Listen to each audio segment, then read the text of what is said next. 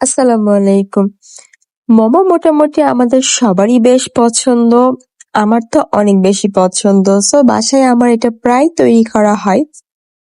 ভাবলাম যেহেতু তৈরি করে খাবো, ছোট্ট একটা ভিডিও মেক করে ফেলি।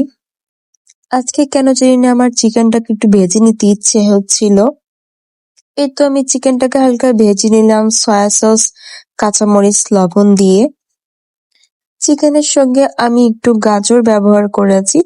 যদিও এটা পুরোপুরি অপশনাল, কিন্তু আমার আসলে গাজরটা দিতে একটু ভালো লাগে, না একটু ভেজিটেবলও খাওয়া হলো। এখন আমরা মোমো তৈরি করতে রুটিটা তৈরি করে নিচ্ছি। এই তো ময়দা, লবণ, তেল দিয়ে ভালো করে মাখিয়ে নিতে হবে।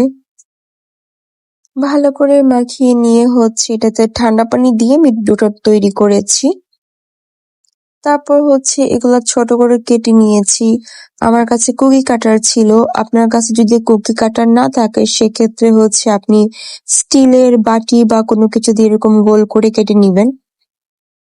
আমি আসলে এত ভালো মোমো তৈরি করতে পারি না। সো আমি আসলে এই শেপটা আমার কাছে সবচেয়ে ইজিয়েস্ট মনে হয়। দ্যাটস ওয়াই আমি এটা দিয়েই তৈরি করলাম। যদিও প্রত্যেকবার আমি মোমো তৈরি করার আগে আমি ইউটিউবে অনেক কিছু দেখি।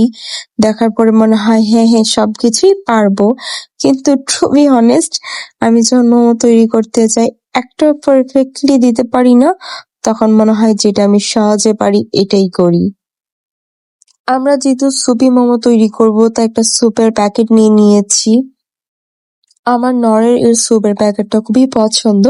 আমার কাছে মনে হয় এত ঝামেলার চেয়ে এটা দিয়ে খুব সহজে তৈরি করা যায়। সহজ এবং ঝামেলামুক্ত। এটাতে হালকা একটু সয়া সস আর লবণ দিয়েছি।